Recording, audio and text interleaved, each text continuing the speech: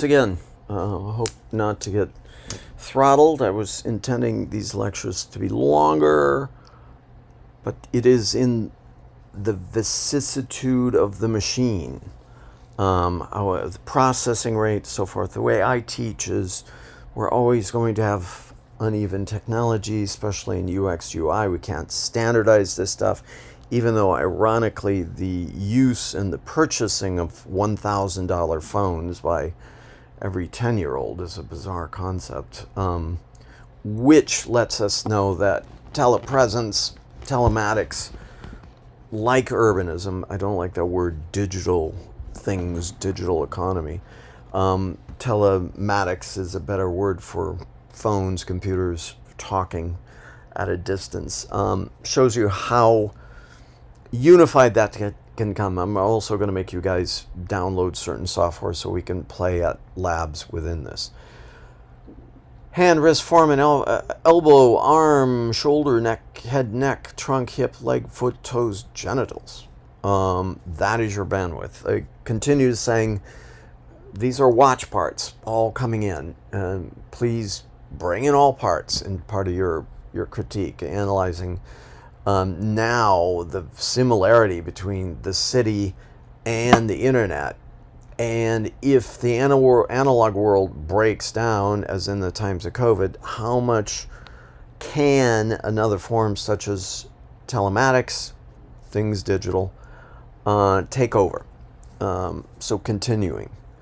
Blah, blah, blah. Here I am in a haptic suit. We gave a presentation to the NYPD. I wore this suit. It's ain't cheap. It's about $15,000 top and bottom. It is pushing and pulling at a distance. So we opened it up with a VR game involving life and death situations of shooting and apprehending and so forth. I could feel a bullet enter here in the front and exit out the back of my shoulder. Not painful, but I could definitely feel, when coordinated with VR, this sort of reaction. Keep in mind that concept of neenteny, that idea of post-uterine development.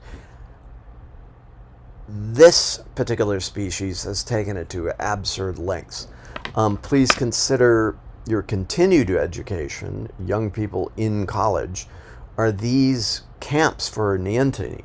Are these places to escape the so-called real world and enter into a continuing infantilization, continuing studies? When do we conjoin studies with a real thing? This is actually points this out well. If I'm training in the NYPD, trying to make split-second decisions that might impact in some really awful things, such as death, misperception, my notions, my racial, gender notions, my identity, my mistaking. We had an incident where a gun was mistaken for a taser. The rest of us, like, how can that be? This is a perfect fulcrum, a telepresent, telematic fulcrum between the real and the simulated. The real being deadly. When you're an antelope, you get up, you learn right away to run with the rest of the herd from the lion.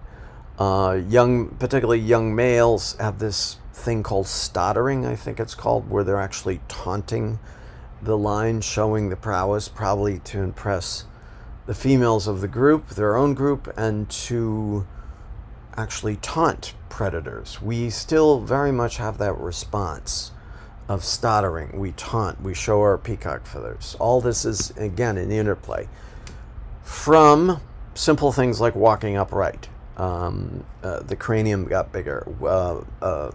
Homo erecti developed fire, which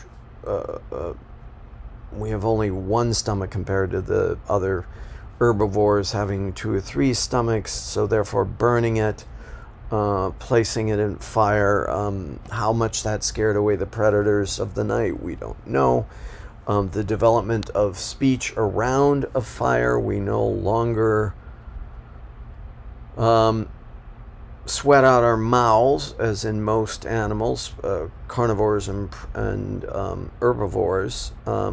We could sweat out our skin, thus allowing for our vocal cords to develop, talking to each other around the campfire, very social. The glow of the light, very reminiscent of the internet here. What else? All of these things are watch parts in combination. Again, it's absurd to teach a type of linearity in higher learning because it just doesn't make sense. So you need to know how these pieces fit. From Neontony, we got greater pair bonding. We had maintain, and again, these are all partially speculative, but they seem to work. So we use theories until they no longer seem to work, and we throw them out. But to throw them out simply because you're too lazy to read it or to entertain the idea and actually really entertain science as an impactful thing and not just language tricks, is also trouble that all parts of the political spectrum face. We do get seduced by language, as Socrates warned about. He never wrote anything. Okay, further, pair bonding. Pair bonding means you got to make through evolution, you got to make a greater sort of attraction, unlike apes. Hidden estrus, hidden coitus. Thus, therefore, because the father of the young species, the hominid, kind of needed to be around to help because of this neontony. The child was helpless for years in the case of Homo sapiens. So there developed a better distribution amongst the beta males of females. Different things happen, such as hidden estrus. The male no longer knows when the female is actually in greatest fertility. The females supposedly know, so therefore they're always on. They're always on and ready for this appreciation. Hidden coitus, unlike the other primates, we tend to go off and find private places for these procreative activities. It becomes a great incentivizer for pair bonding. There's those great debates of whether we are a polygamous or monogamous animal. Onward, language games, blah, blah, blah. Some evidence has pointed to the fact that we do kind of have a 7-year itch, and that serial monogamy is a strong factor with the hominid. The child is developed by 7 or 8. Your last form of development, which happened is in your late teens, mid to late teens, is a sense, apparently, that you want to develop a craft. You need to refine or specialize. You often have anxieties. Me. I remember those days, trying to think that I'm going to be launched out in the world without a skill. Only skill was to follow orders, which is not really a skill itself compared to the necessity of building fires, smashing atoms, designing bridges, becoming a professor, scenographer, designer, markets, people, understanding. So there's often this is a source of great depression amongst teenagers, is that last cranial spurt. I need a skill, both men and women. Of course, as it stands now, maybe not too soon, the female of the species is the only one that can procreate. There's been both language games and real biology behind addressing this fact. For the sake of theory, we can assume that we are multicelled creatures and therefore have an endocrinology that pushes all these cells one way or the other. They can be mitigated into certain forms. Certainly urbanism starts to promote that sort of diversity, Nientini. The idea that we are continue to develop outside of the uterus is a result from standing upright, using hands as things to hold tools, forward-looking, hunting by day, very important. We were distance hunters or predator, prey exhaustion predators, or we were absolutely great marathon runners. We would run our prey to death in the middle of the hot day, where every other animal is, including the predators, are chilling. Night is a different thing. Our sense of creepiness about the night can come up through hundreds of thousands of years of development. A couple other: fire, distance predators, exhaustion predators, Nientini, pelvic distribution.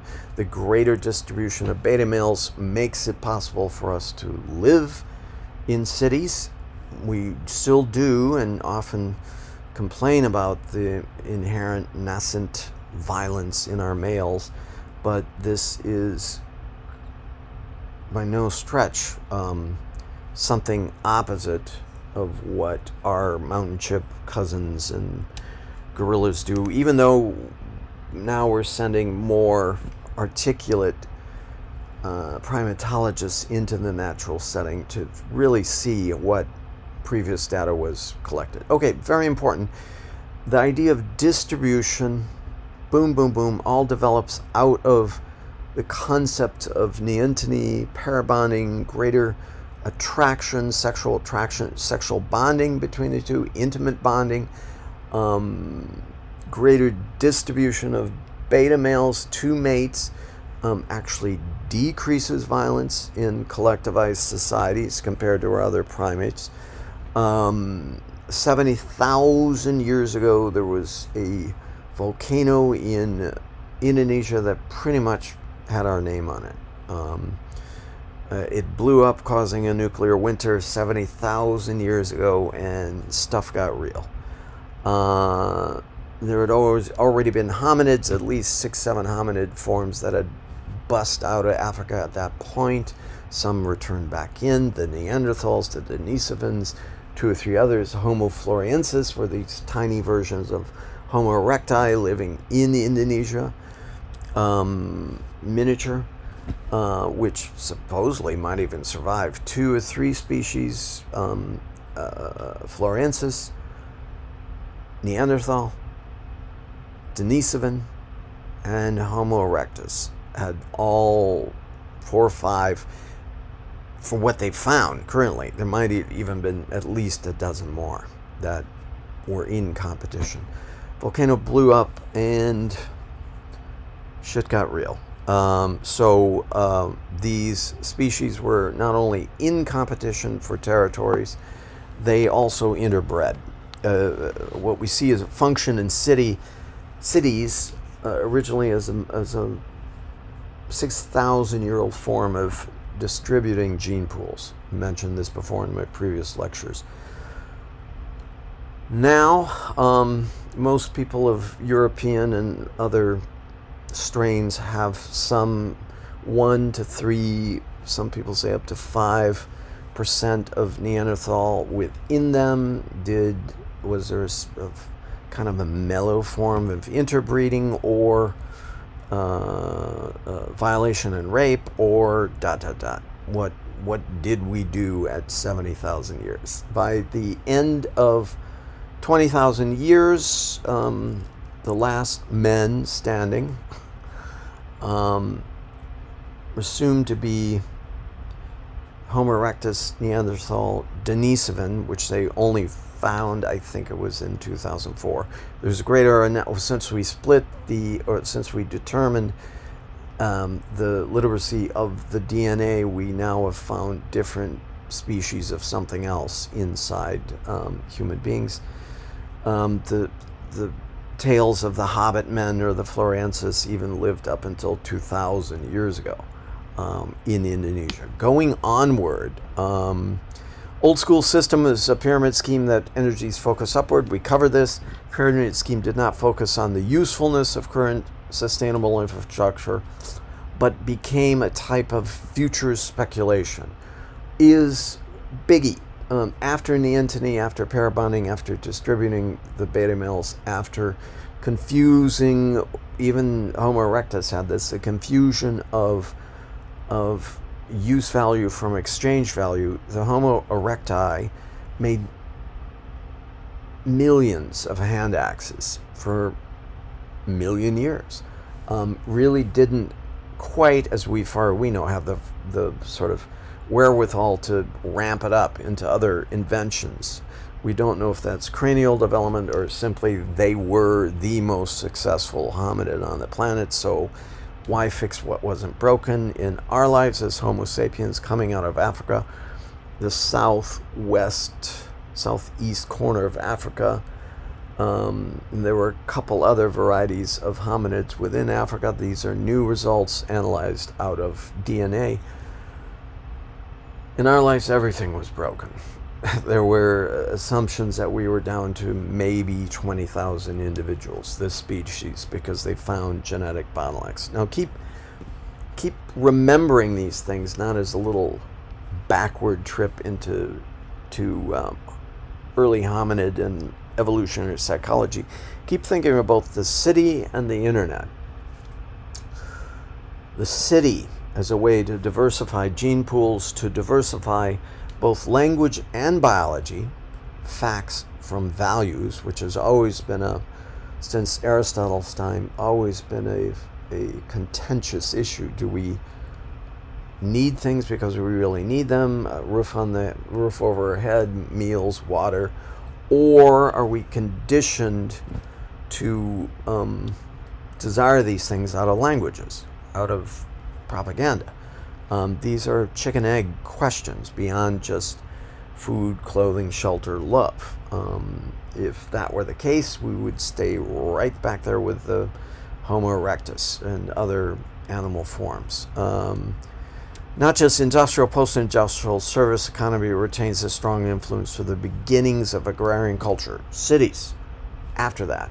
Toil kings, priestly classes, necessity, scarcity, the silos to which you put the grain. Grain lasts a long time. They invented up in Norway, a grain seed museum, preparing for the big one, the apocalypse, that these seeds could actually, if the genetic data wasn't destroyed too much, sprout. Misinformation, coercion, herd mentalities, bullying, authority, addiction, violence, violation are the nodes of conduct of basic information. Use and exchange, the language of war, the language of violation, the language of peace. These are, but what is peace without justice? These things are language games that have their root in facts, biological facts, evolutionary facts.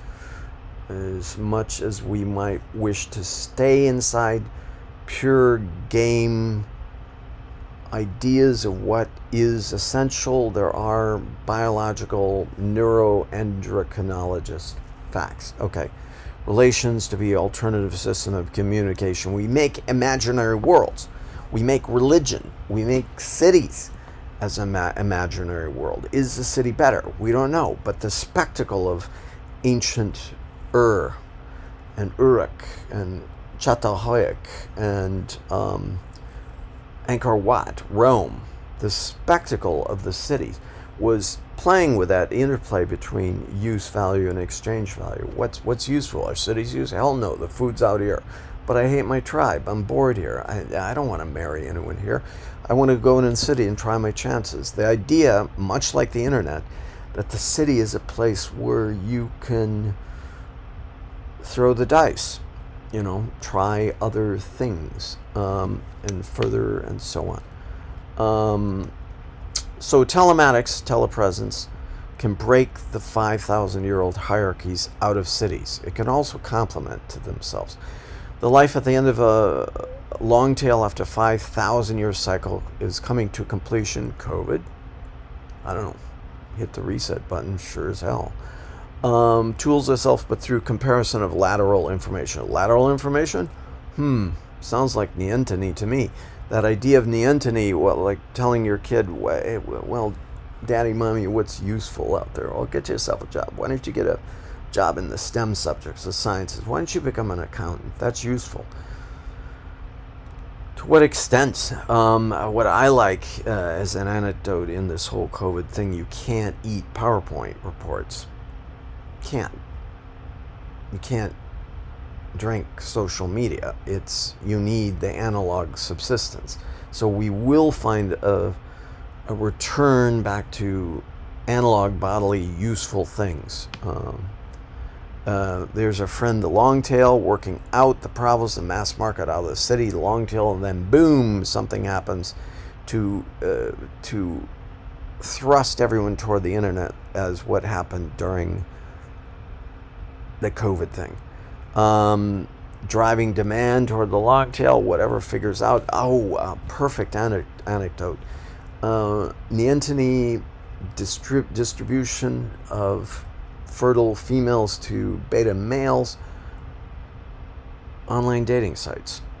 This is a perfect example of it. Increase the demand in the longtail, driving the demand toward the longtail, making the longtail longer, still has a degree of neantony behind it. How do you parabond? What makes you want to parabond? When you don't have cities, what is that natural, if we ever know use from exchange, that natural desire within parabonding that harkens back to neantony, the parabonding of the species, what's becoming strange, a strange mutation. Quick note, we have every DNA replicates itself, but it usually makes 10 to 15% mistakes. Within those mistakes of replicating each thing in the DNA, that is where mutation happens. That is where natural selection could go other places. We have a greater challenge now in the invention of CRISPR, in that it's almost all mutation, or could be. Possibilities of mutation, and this will drastically change all cultures, all understanding. We have this greater nostalgia for understanding neantony and so forth. Longtail, black swan, tipping point. When you head out from the campfire as a hominid, you take a day trip home to a base. Resort trip. You go from one home area to one home-like situation. Base holiday trip, branching out, then you go home. Round trip, like the cyclical hero stories in the Iliad Odyssey. Make a round trip from the home to base camps to routes, appended, recreational. Is it fun when Ulysses gets shot down with Circe, Calypso, Nausicaa, then finally back to his wife Penelope? We feel that he didn't even want to go back, that this is kind of a masculine journey of self-discovery, kind of indulgent. As a kid reading the book, you go like, whoa, this is way indulgent. Who's digging the ditches? Penelope's digging the ditches, keeping the suitors off. Transport, museum visit, meals and shopping, transport, shortwave. And this is how it wraps around in UX, UI, and telepresence, telematics. One spot, matrix of the image. One spot, planar, a curved ceiling. Here's what most of us have. One spot, sequence of images. Boom, boom, boom. Little screens. Swipe right. Check your Instagram. Like it on Facebook. TikTok. Make it TikTok. Throws up on one screen. Doesn't become an immersive environment. I personally design immersive environments. Let's go or look at the spherical meeting virtual reality way down there in the lower right. I do some of that. video. How do you create the video as opposed to the CAD environment where all points are up. I downloaded that program, City Skylines, as kind of a ramped up Sim City. What can AI teach us about the anatomy, what goes into the cities, and all that other good stuff. I think I'm going to be throttled here soon. We'll pick this up in the next lecture.